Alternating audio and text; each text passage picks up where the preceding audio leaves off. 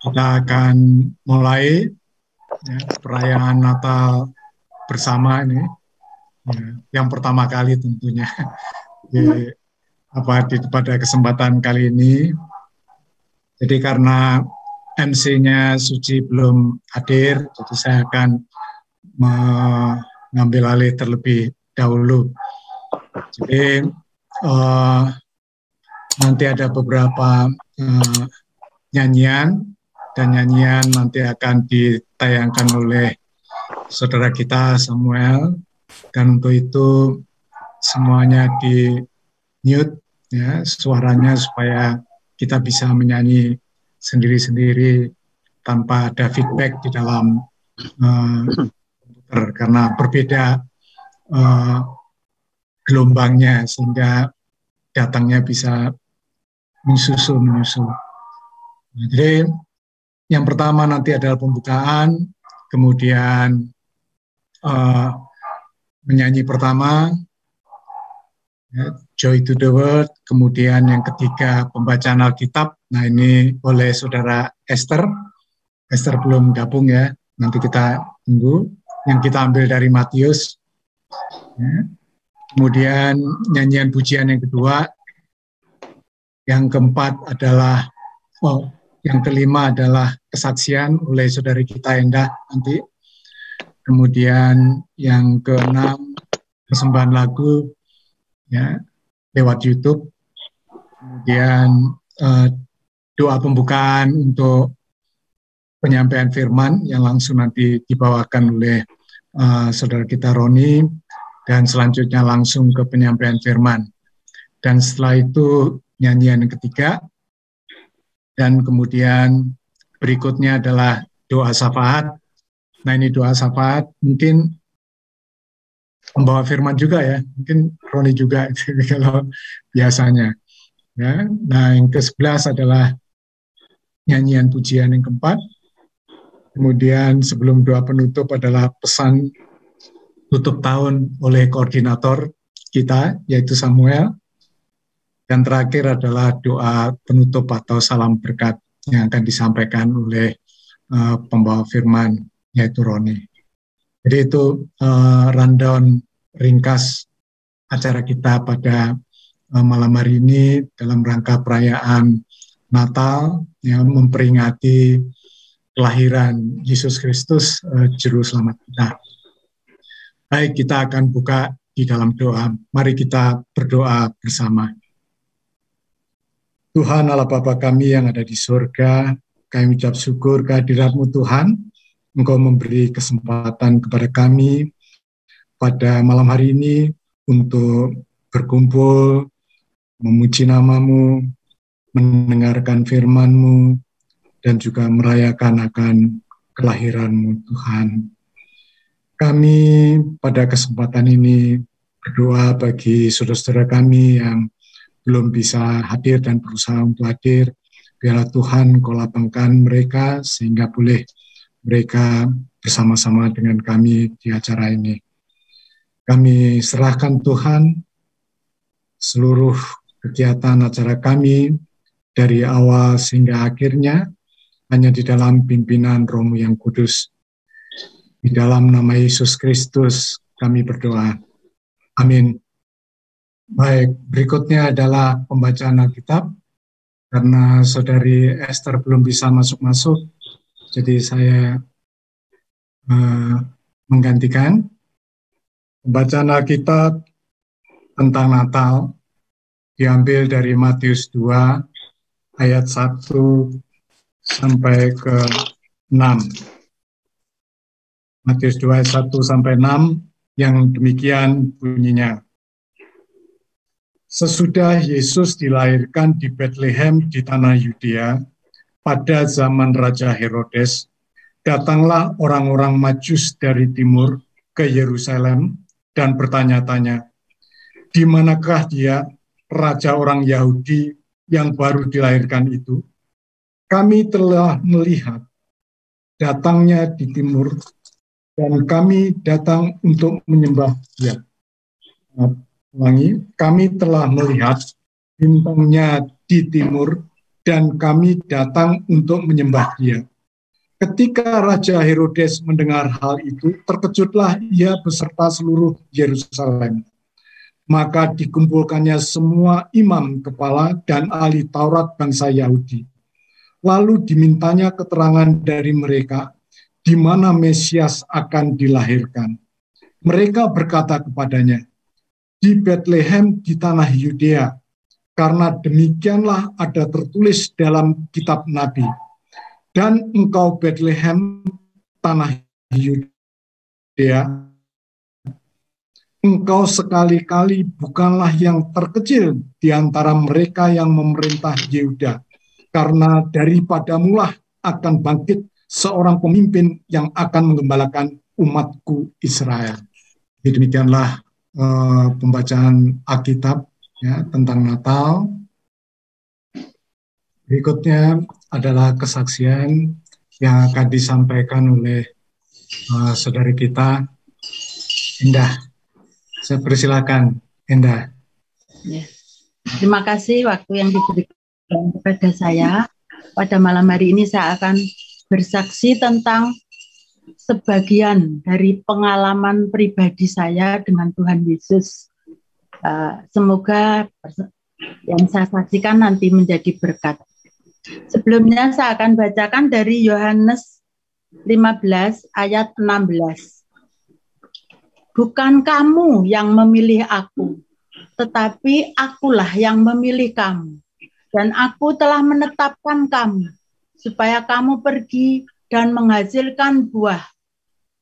Dan buahmu itu tetap, supaya apa yang kamu minta kepada Bapa dalam namaku, diberikannya kepadamu. Bapak, Ibu, Saudara yang kasih di dalam Tuhan Yesus, saya mengenal Tuhan Yesus sejak umur 5 tahun. Tetapi bukan berarti orang tua kami itu sudah beragama Kristen.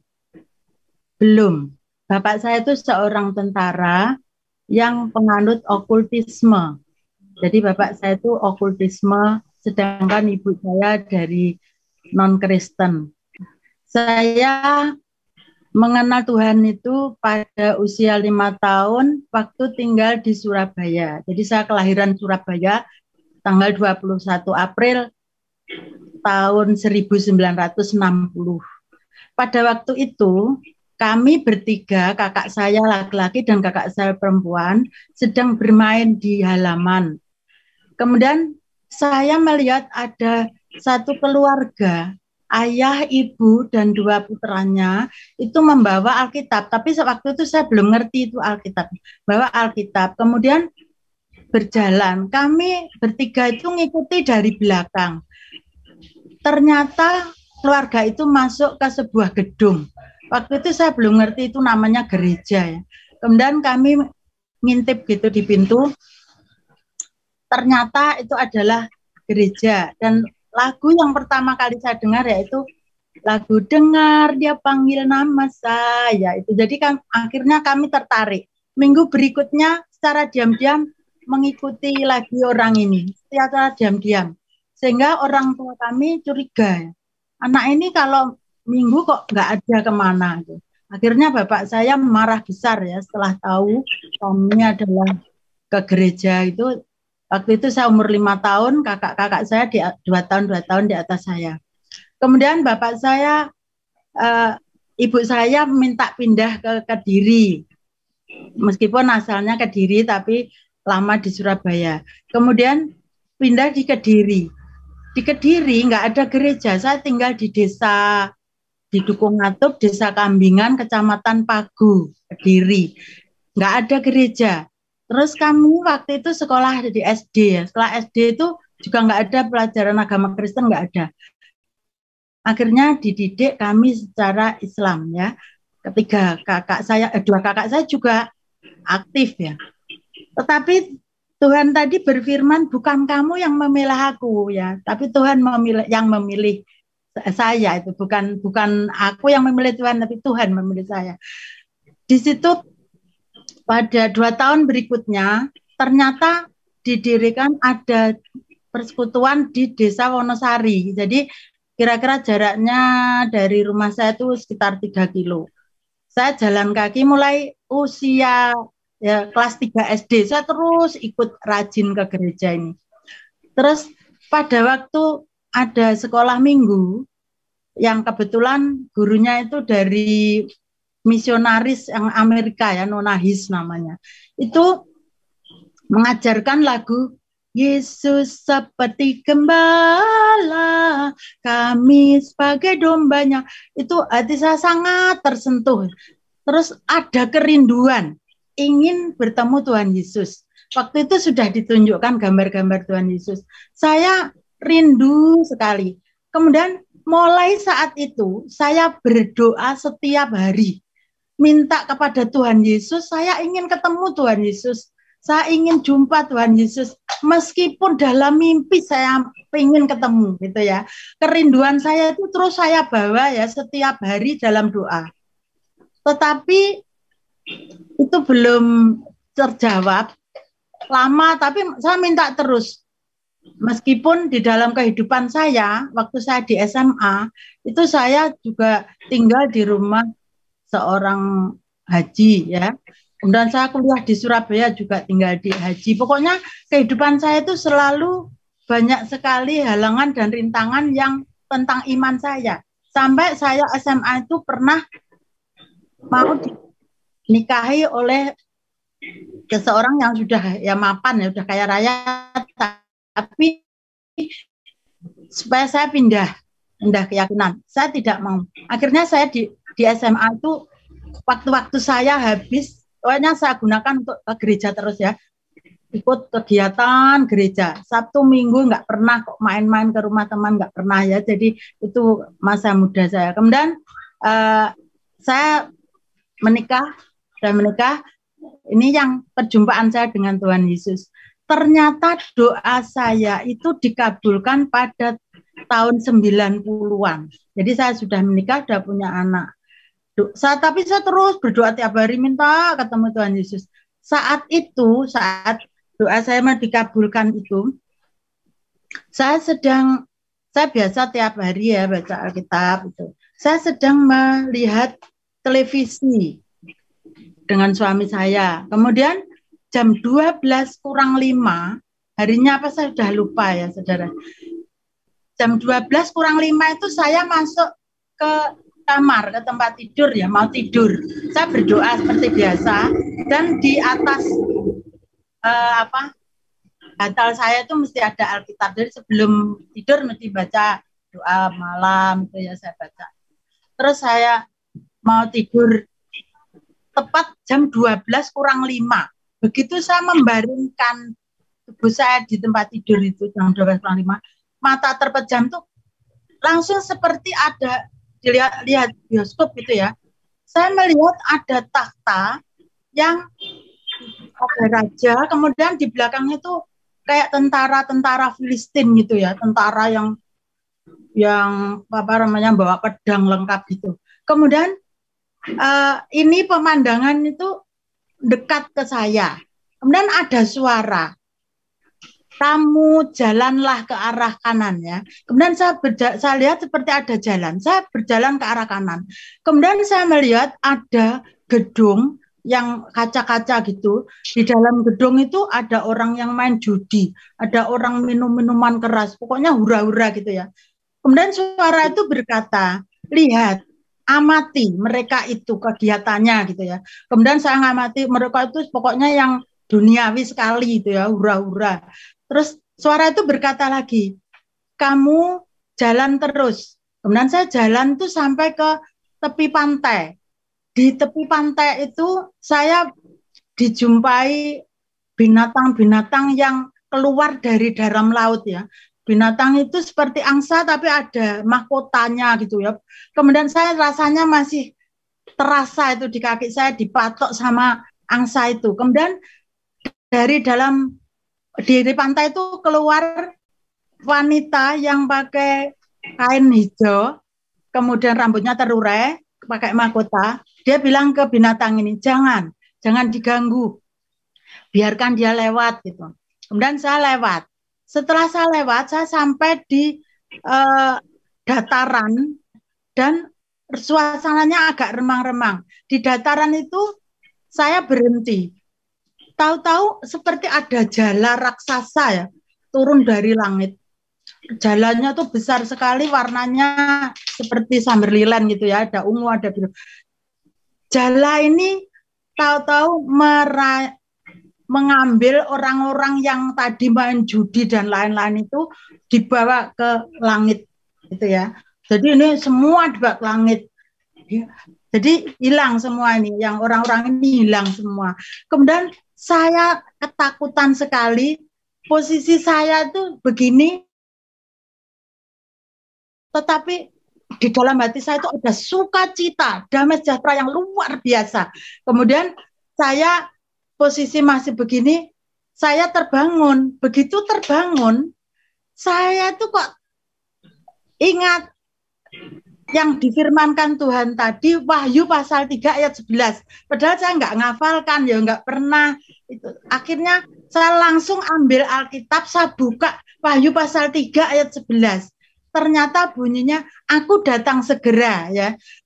Tidak ada anakku. Terus saya tuh gini, loh, kok tadi Tuhan Yesus ada anakku, aku datang segera gitu.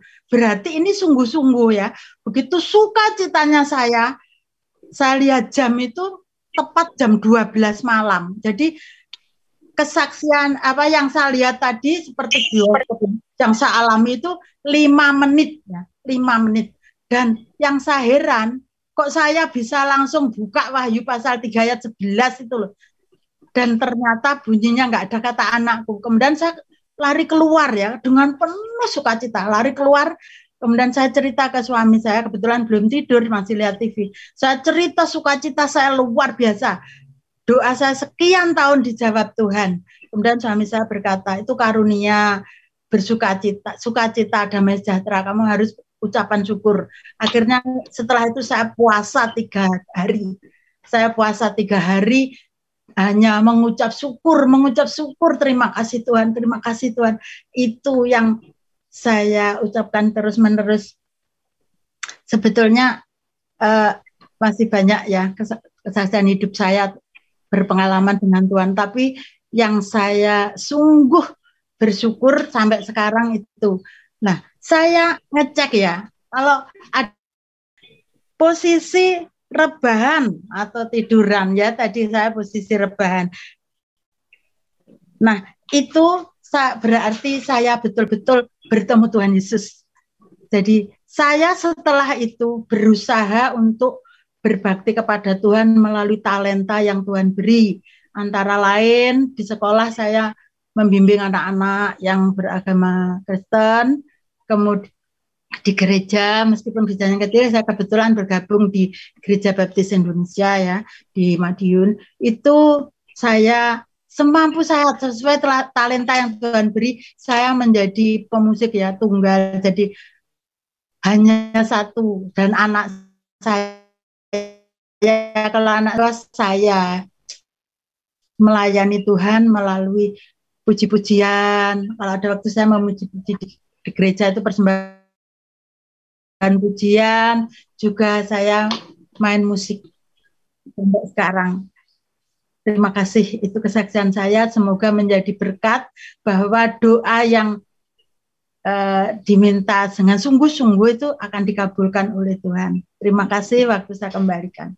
Terima kasih Enda, puji Tuhan bahwa Tuhan secara ajaib ya, dengan karunia-Nya memanggil Enda dan juga kita semuanya di sana. Itu menjadi penguatan bagi kita masing-masing di dalam kita menyambut tahun-tahun yang akan datang. Terima kasih Enda. Berikutnya kita ini persembahan lagu. Lagu ini memiliki sejarah yang dramatis ya, tragedi.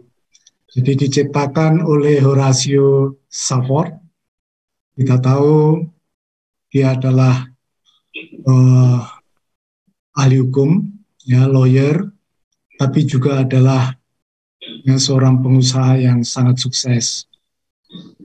Tragedi yang pertama adalah meninggalnya anaknya laki-laki dan juga kebakaran besar di Chicago. Jadi kota di mana dia berada ya di Chicago dan bisnisnya terdampak di sana. Nah, sekali waktu dia akan ke Inggris, ya, ke Inggris bersama keluarga, tapi kemudian karena dia dipanggil ke balai kota untuk membicarakan ya, rencana pembangunan kota, maka dia membatalkan atau menunda keberangkatannya. Yang berangkat adalah istri dan keempat putrinya. Ya, jadi kita tahu nggak pakai pesawat, dulu pakai laut, menyeberang ya dari Amerika ke Inggris lewat Laut Atlantik. Nah, kemudian kapal yang ditumpangi oleh anak dan istrinya tabrakan dan tenggelam. 4 putrinya meninggal, istrinya selamat. Nah, maka di dalam posisi itulah, maka dia mengarang ya lagu ini. Jadi betapa imannya tidak tergoyahkan oleh tragedi itu. When peace like a river attended my way, when sorrows like sea billows roll, whatever my Lord do has taught me to say, it is well with my soul. It is well with my soul. With my soul. It is well with my soul.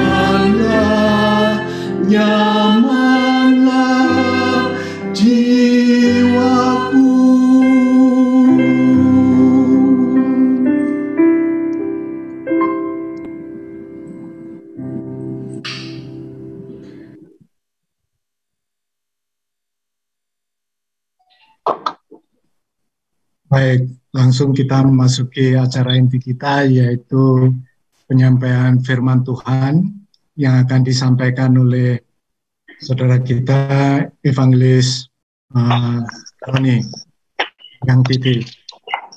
Kita persilakan kepada saudara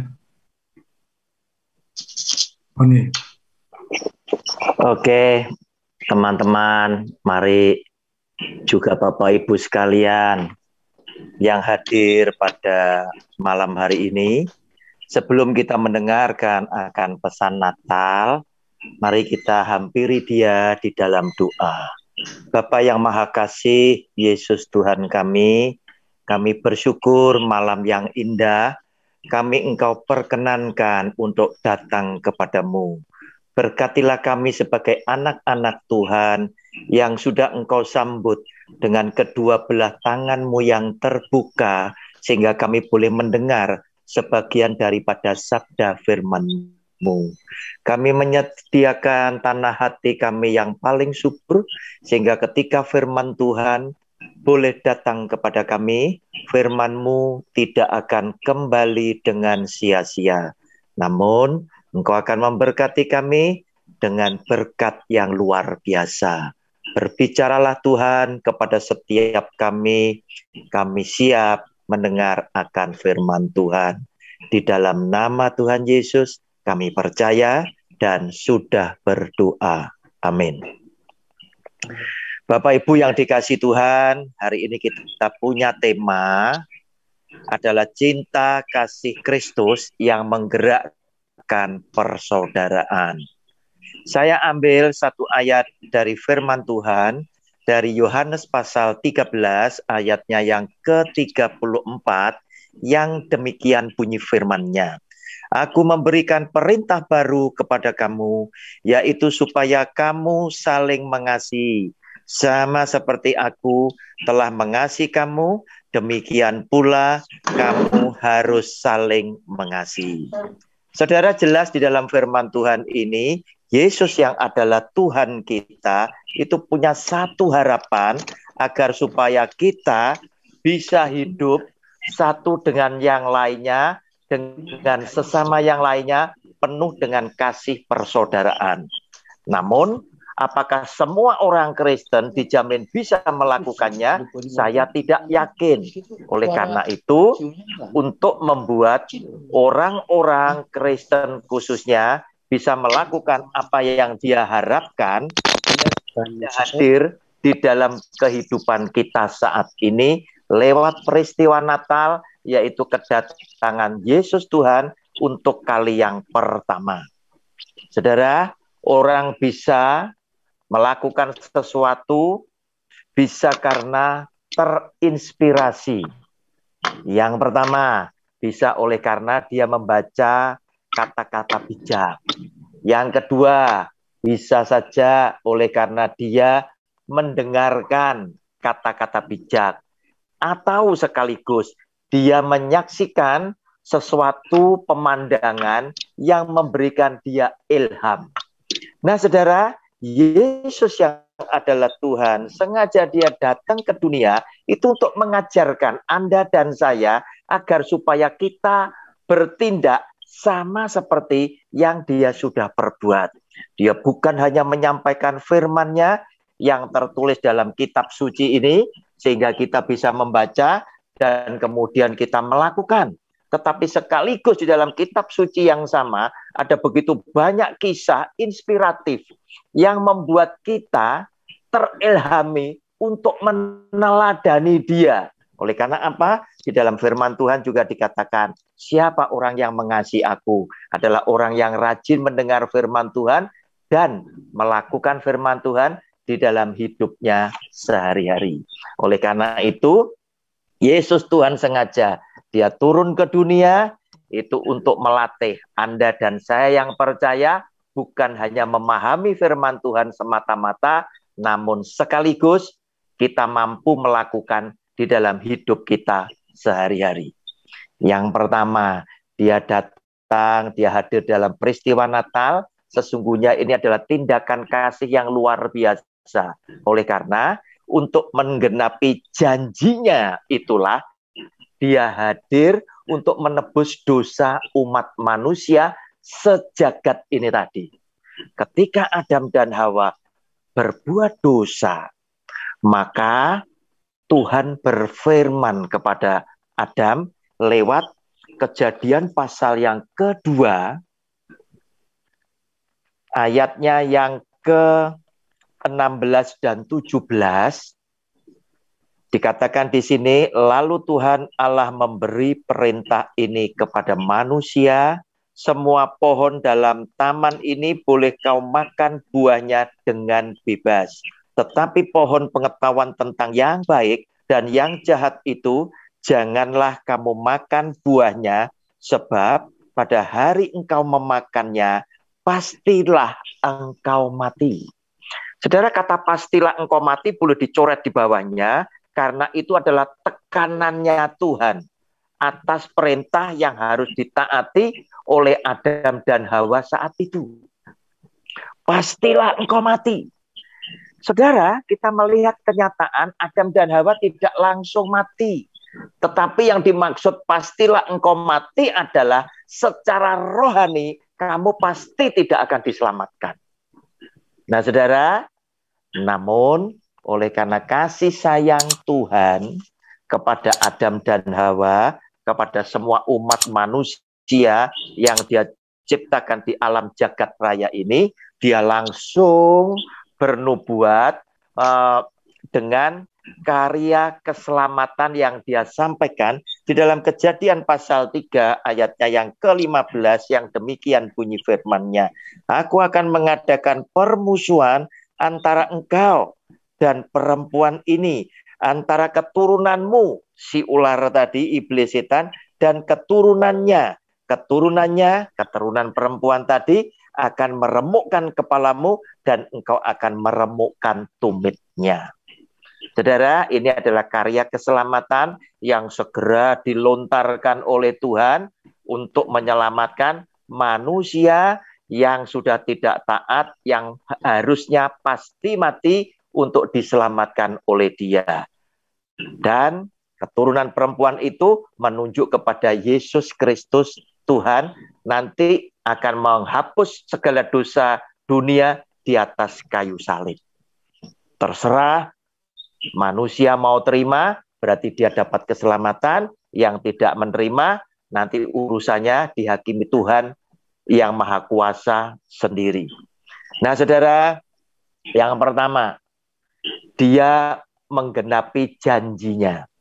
Saudara, sebagai sahabat, jika kita tidak menggenapi janji kita, tentunya akan mengecewakan sahabat kita yang menerima janji. Oleh karena itu Tuhan memberikan teladan, yang namanya janji harus tetap digenapi. Yang namanya janji harus tetap dibayar, agar supaya mempererat tali persahabatan, sehingga lewat janji-janji seperti itu timbul interaksi antara kita dengan sesama kita yang lainnya, dan sesama kita yang lainnya yakin bahwa kita adalah sahabat yang sejati. Dengan demikian aliran kasih juga akan berjalan, sehingga lewat apa yang diteladankan oleh Tuhan Yesus, kita tahu bahwa apa yang dilakukan oleh Tuhan Yesus layak dan patut untuk kita teladani di dalam interaksi kita dengan sesama yang lainnya. Saudara, Yesus yang juga adalah Tuhan, ketika dia datang ke dunia, dia bukanlah Tuhan yang eksklusif, bukan. Tetapi dia adalah Tuhan bagi semua umat ciptaannya, yaitu manusia. Apapun agamanya, apapun keyakinannya dan warna kulitnya, tetap adalah ciptaan dari Dia yang esa. Yesus Kristus yang satu. Nah, saudara, justru dia datang bukan di tempat yang mewah. Karena yang mewah Tuhan tahu sangat eksklusif. Tetapi dia datang pada tempat yang paling hina, agar supaya lewat tempat yang paling hina ini dia bisa menyapa semua umat ciptaannya, mulai dari lapisan yang paling bawah, yaitu tempat di mana para gembala itu akrab, yaitu kandang domba. kandang hewan. Nah, para domba akrab di sana. Nah, saudara, Anda pernah bayangkan tidak? Jika dia yang maha mulia, ya, kemudian dia yang maha agung, ya, dia adalah Tuhan yang kita cintai. Itu punya pikiran sama dengan pikiran dunia. Dia justru hadir di tempat yang megah, tempat yang mewah, tempat yang eksklusif. Kira-kira bisa tidak masyarakat golongan paling bawah itu berani datang menghampiri dia? Pastilah orang-orang yang seperti ini akan ketinggalan. Kenapa? Karena mereka juga akan tidak tahu dengan tata cara hidup yang ada di kelas atas. Mereka juga akan merasa minder. Karena apa? Bukan pada levelnya mereka datang ke tempat-tempat mewah, megah seperti itu. Tetapi justru Yesus Kristus Tuhan memberikan teladan buat Anda dan saya. Dia yang adalah Tuhan, dia mau datang dengan kerendahan hati di tempat yang paling hina ini justru untuk menyapa mulai ciptaannya, mulai kelas yang paling bawah hingga kelas yang paling atas. Nah, saudara, ketika dia hadir di sana, dia sepertinya menawarkan, engkau yang kaya, engkau yang pandai. Jika engkau memang mengasihi aku, engkau bisa datang menjumpai aku di tempat yang kotor ini, walaupun bagimu terasa asing. Nah, saudara, gembala sudah biasa.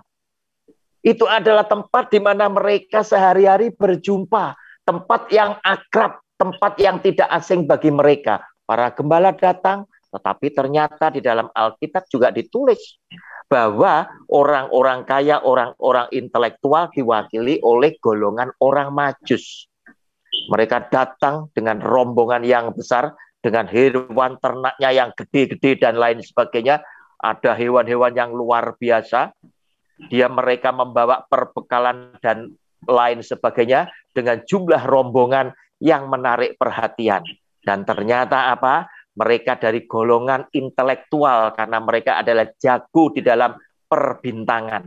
Tetapi juga dilihat daripada hewan yang ditunggangi oleh mereka bukanlah hewan yang kaleng-kaleng seperti kebanyakan masyarakat yang hanya nunggang keledai.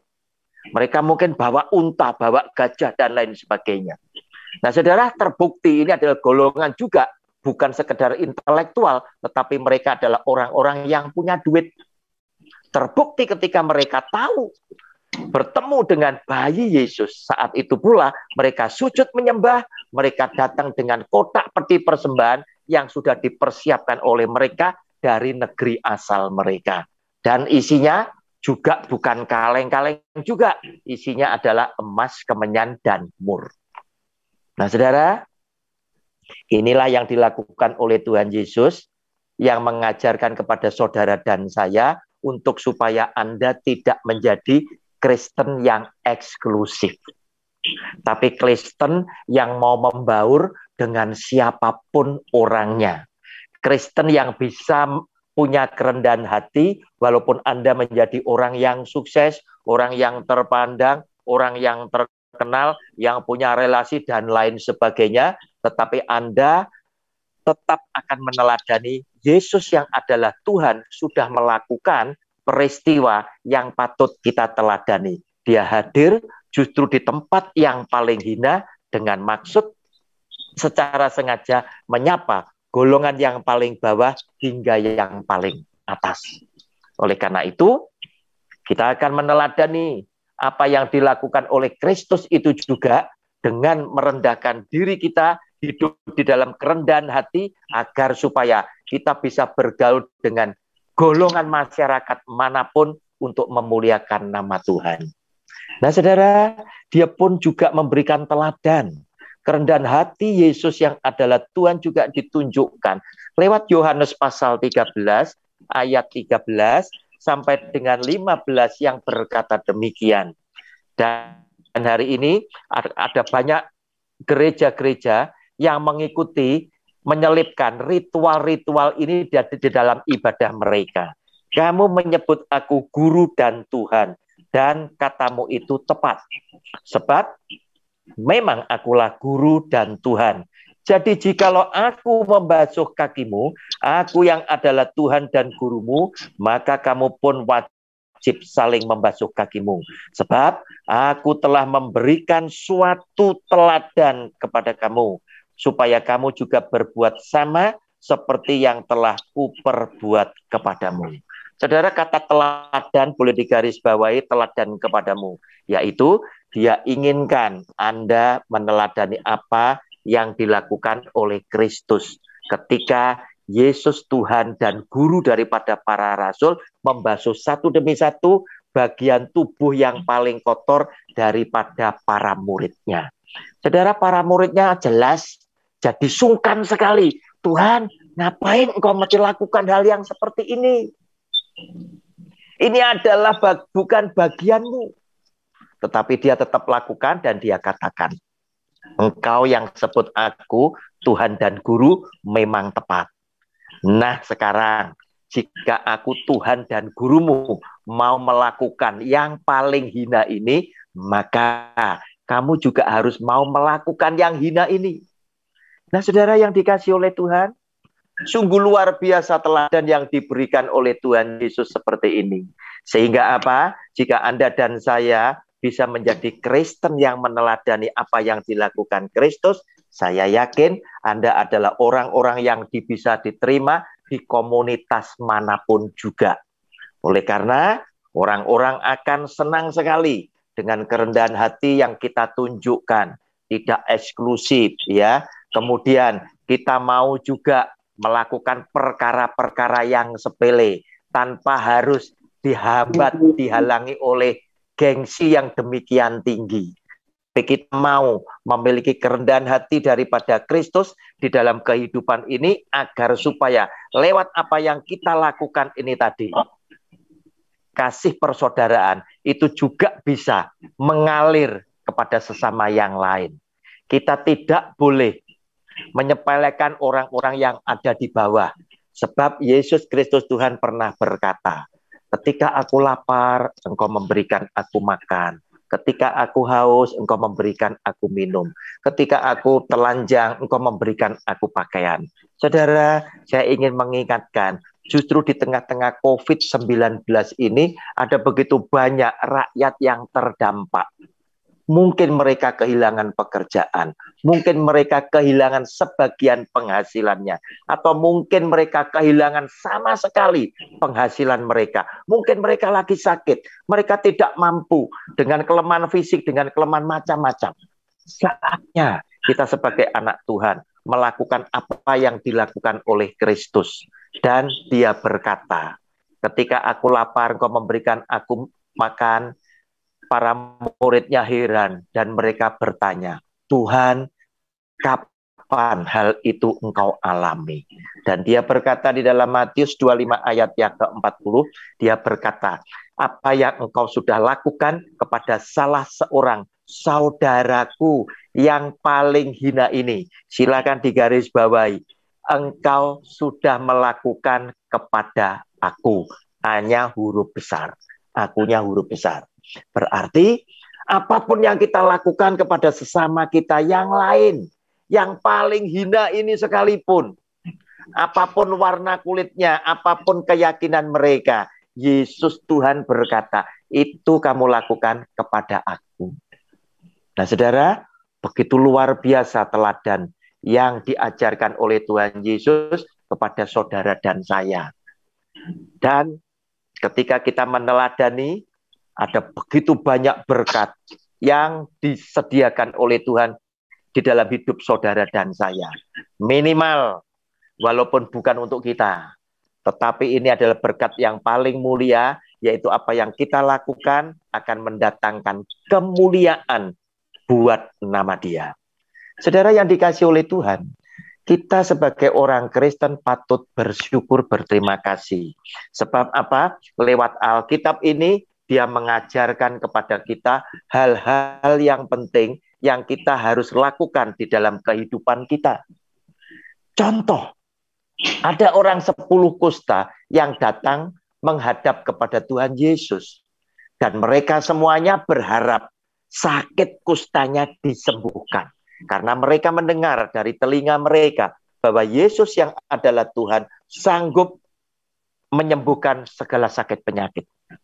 Oleh karena itu, mereka memberanikan diri menunggu rombongan Tuhan Yesus melintas di depan mereka.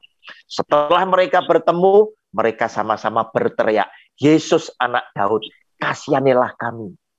Nah saudara, Yesus Tuhan adalah Allah yang tanggap, yang tahu apa yang kau minta. Dia langsung berkata, tunjukkanlah dirimu kepada para imam. Saudara, dulu ada hukumnya. Orang yang kena sakit kusta diyakini mereka ini adalah orang-orang yang akibat dosanya mereka harus tertimpa dengan sakit kusta. Dan untuk orang-orang yang punya sakit kusta harus disingkirkan. Tinggal bersama-sama dengan orang-orang kusta karena ini menular di satu daerah tempat tertentu yang diisolir. Mereka tidak bisa bergaul dengan keluarganya, dengan masyarakatnya. Tidak boleh. Tetapi kepada orang-orang tertentu yang sakit kustanya sudah disembuhkan, harus datang kepada imam untuk diperiksa apakah kustanya sudah sembuh dan kemudian memberikan persembahan pengampunan dosa, baru orang ini boleh kembali di keluarganya dan bergaul kembali dengan masyarakat. Itulah perintah dari Tuhan Yesus, pergi, tunjukkan dirimu kepada para imam. Saudara, di tengah perjalanan, 10 kusta ini disembuhkan semuanya. Nah, terjadi pendapat yang berbeda.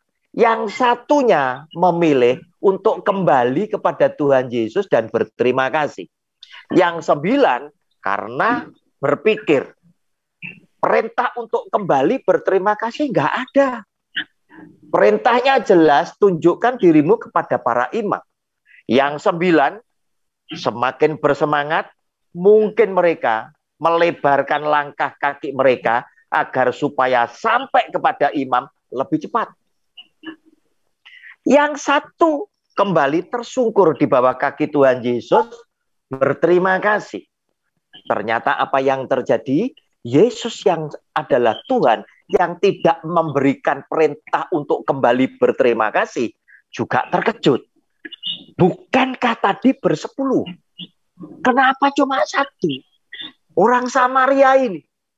Yang 9 kemana? Sehingga dari kalimat yang diutarakan oleh Tuhan Yesus, kita bisa simpulkan. Ketika yang 1 kembali, menjadikan yang 9 itu tidak lebih baik dari yang 1. Nah saudara, berarti kita berkesimpulan.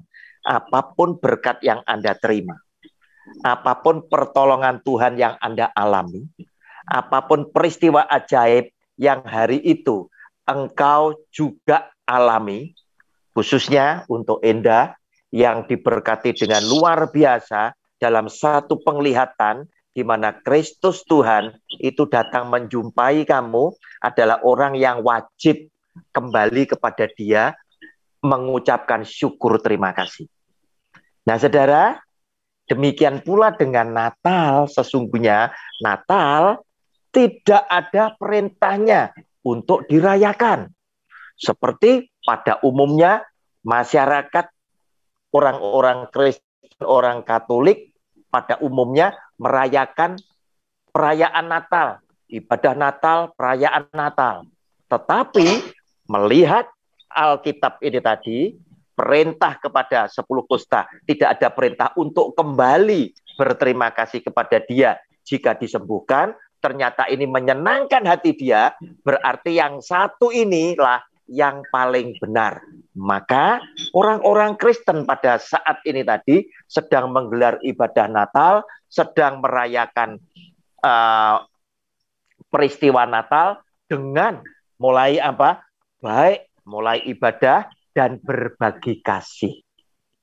Nah saudara, apa yang diteladankan oleh Tuhan Yesus ternyata memberikan dampak.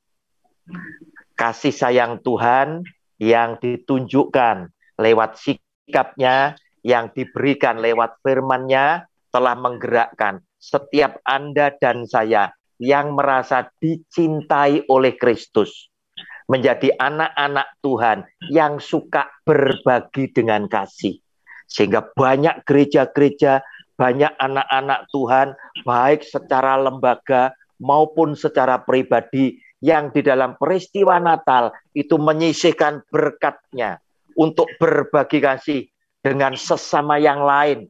Tidak peduli warna kulit mereka apa, tidak peduli agama dan keyakinan mereka apa, asalkan mereka adalah orang-orang yang mengalami kesulitan. Sebagai anak-anak Tuhan, kita ikhlas menyisihkan sebagian rezeki keluarga kita untuk mereka bisa menikmati di saat kita berbahagia, menyambut kedatangan, memperingati kedatangan Kristus yang pertama kali ini dengan kita berbagi kasih. Namun pesan saya yang terakhir menutup khotbah saya ini adalah alangkah indahnya Anda berbagi kasih dengan sesama yang lain itu setiap hari, bukan hanya pada saat peristiwa Natal engkau peringati, tetapi setiap hari Tuhan memberkati Anda. Setiap hari Tuhan menolong kamu. Setiap hari Tuhan mengasihi kamu. Dan setiap hari pula Tuhan, aku berjanji, aku akan membagikan kasih sayangmu yang sudah engkau berikan lewat keluargaku, juga kepada sesama yang lain, agar mereka juga mengucap syukur terima kasih kepada Tuhan yang sama. Amin. Terima kasih Evangelis Roni akan firman-Nya yang menguatkan kita pada malam hari ini, di mana Yesus memang datang ya, untuk mereka yang berdosa, di mana Tuhan sangat peduli kepada yang tertindas, kepada yang tertinggal. Sebab itu pada malam hari ini kita rayakan kelahirannya. Saya persilakan kepada Evangelis Roni untuk memimpin kita dalam doa syafaat. Silakan. Mari kita berdoa bersama-sama kembali datang pada Dia di dalam doa syafaat kita. Bapa yang Maha Kasih, Yesus Tuhan kami menyatukan hati tertuju kepada Engkau. Kami hanya mohon Tuhan, berkatilah kami dengan kado yang istimewa ketika kami mengenang, merenungkan, dan bersukacita lewat peristiwa Natal yang pertama, di mana Engkau berkenan datang ke dunia untuk menebus dosa manusia. Tuhan, singkirkan COVID-19 di seluruh dunia ini dengan segala jenis dan variannya. Hanya Engkau Tuhan yang sanggup dan yang mau serta bisa. Demikian pula secara khusus negeri yang kami cintai, Indonesia, agar supaya negeri kami yang kami cintai boleh benar-benar terbebas dari COVID-19 bersama dengan bangsa-bangsa yang lain. Kami sadar Tuhan, kami tidak bisa hidup sendiri. Kami selalu hidup bersama-sama dengan sesama yang lain. Biarlah lewat COVID-19 ini, Tuhan telah menyadarkan semua umat manusia agar supaya hidup berdampingan penuh dengan kasih sayang-Mu. Tuhan, kami juga mohon pulihkan keadaan ekonomi setiap anak-anak Tuhan, rakyat Indonesia yang banyak menderita akibat terdampak oleh COVID-19.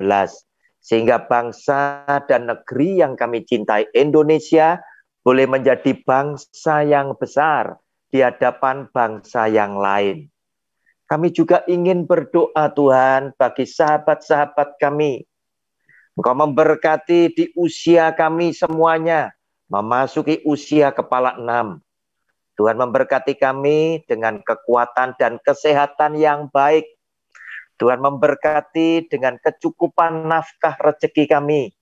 Tuhan memberkati setiap kami, boleh tersenyum melihat anak-anak, cucu cicit keturunan kami yang Kau berkati, hingga mereka boleh menjadi pribadi yang takut dan mengasihi Tuhan. Demikian pula mereka boleh hidup berdampingan, sesama saudara sekandung, sesama saudara seiman, sesama dengan masyarakat yang lain, untuk menunjukkan bahwa mereka adalah anak-anak Tuhan yang mengasihi Engkau.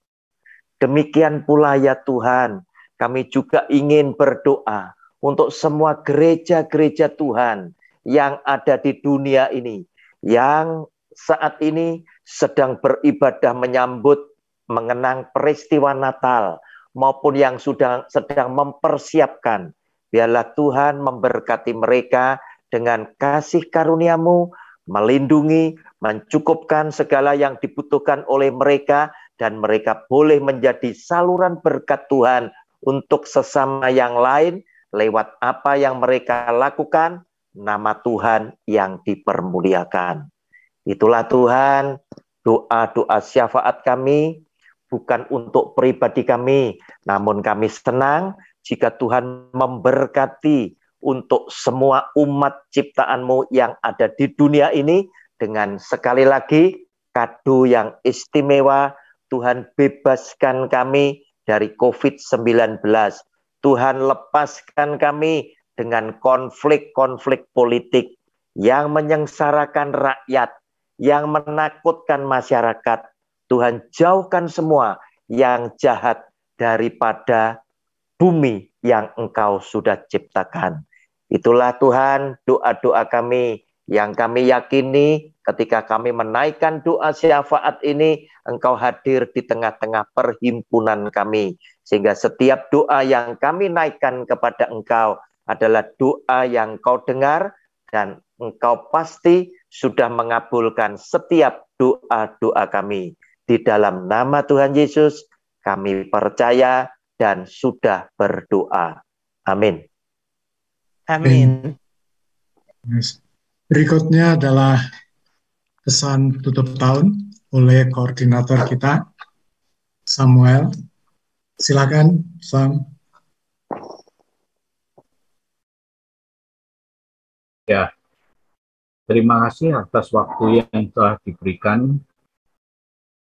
Pertama-tama kami mengucap syukur kepada Tuhan yang sudah memperkenankan kita untuk mengadakan Natal bersama, meskipun hanya lewat Zoom. Namun perjalanan komunitas kita ini bukanlah sesuatu yang baik-baik saja. Dimulai pada tahun 2016, asalnya kita mempunyai komunitas grup WA SMP dan SMA. Akhirnya pada tahun 2016 kita ingin punya satu grup tersendiri yang khusus adalah anak-anak Tuhan. Dan ini berjalan terus 2017, 2018, 2019, 2020 sampai 2021.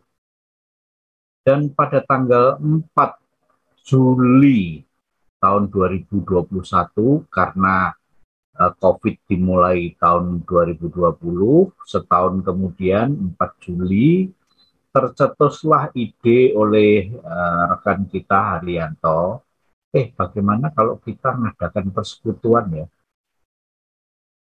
Ide ini kita sambut bersama, di mana kita memulai persekutuan perdana untuk Buah Roh ini. Grup WA kita dinamakan Grup WA Buah Roh.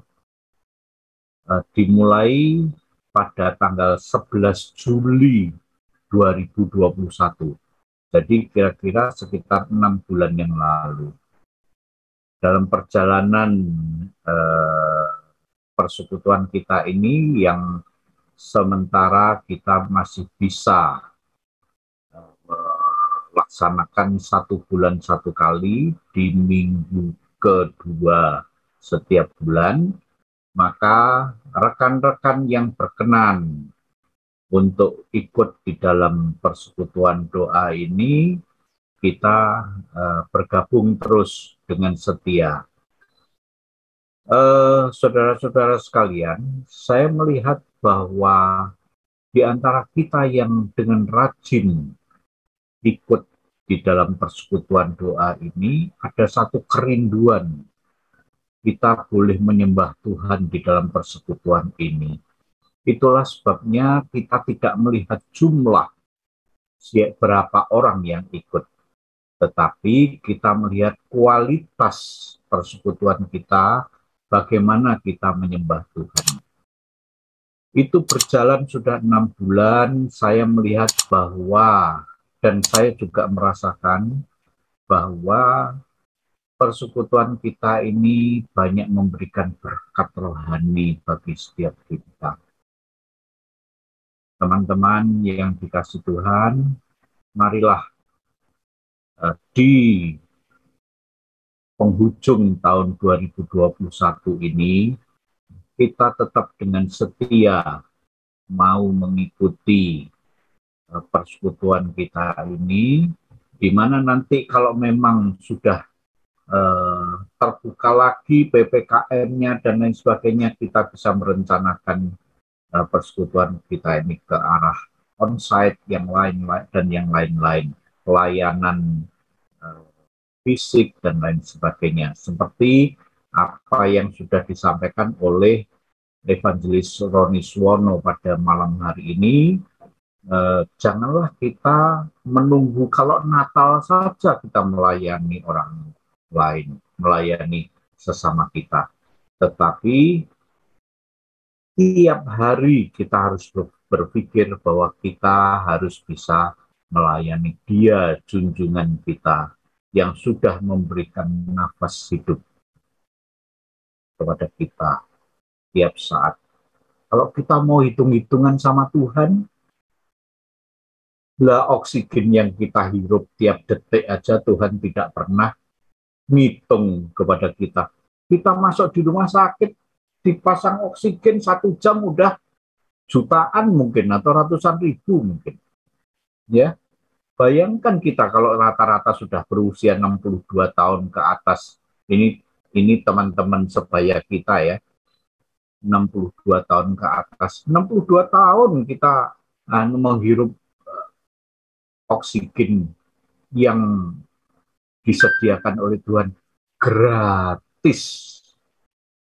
Sekarang apa yang kita bisa berikan kepada Tuhan sebagai ucapan syukur kalau tidak kita ini setia kepada Tuhan?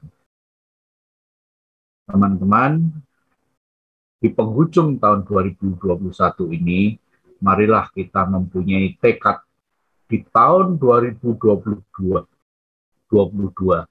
kita akan lebih lagi di dalam melayani Tuhan, lebih setia lagi di dalam melayani Tuhan. Kira-kira itu yang ingin saya sampaikan sebagai penutup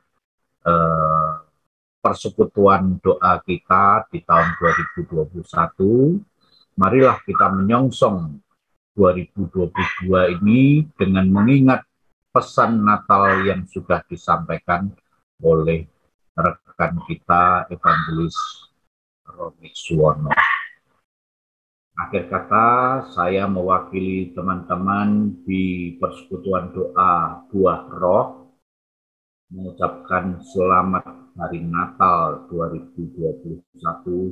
Kiranya damai Natal selalu ada di dalam diri kita dan keluarga kita, dan selamat menyongsong tahun baru 2022. Tuhan Yesus memberkati kita semua.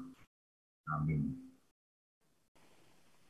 Silakan doa penutup oleh Evangelis Roni. Silakan. Mari Bapak Ibu kita kembali datang kepada Dia. Yesus Tuhan kami mengucap syukur dan terima kasih karena Engkau sudah memberkati serangkaian acara ibadah kami dari awal, pertengahan, hingga akhirnya. Kami percaya Tuhan sudah memberkati setiap pribadi kami dengan begitu luar biasa, menghantar kami semuanya tidur istirahat dengan nyenyak bersama dengan para kekasih kami. Esok Tuhan bangunkan kami semuanya Tuhan, untuk boleh kembali bangun, untuk menyambut berkat-Mu yang selalu baru setiap pagi. Kami yakin Tuhan sudah mendengar setiap doa kami, Tuhan mengabulkan semua doa-doa kami. Saudara yang dikasihi oleh Tuhan, arahkan hatimu tertuju kepada Yesus yang adalah Tuhan. Sekarang angkat kedua tanganmu dan terimalah berkat-berkat-Nya. Kasih karunia yang berasal daripada Allah Bapa, damai sejahtera dan sukacitanya yang melimpah-limpah dari anak-Nya yang tunggal, Yesus Kristus Tuhan, serta di dalam persekutuannya dengan Allah Roh Kudus, kiranya menyertai bahkan melingkupi hidup setiap rumah tangga kita masing-masing, mulai hari ini, esok, sampai selama-lamanya. Setiap kita yang sudah diberkati Tuhan dan percaya, sama-sama katakan, amin. Amin. Tuhan Yesus memberkati. Amin. Terima kasih, Amin. Pak.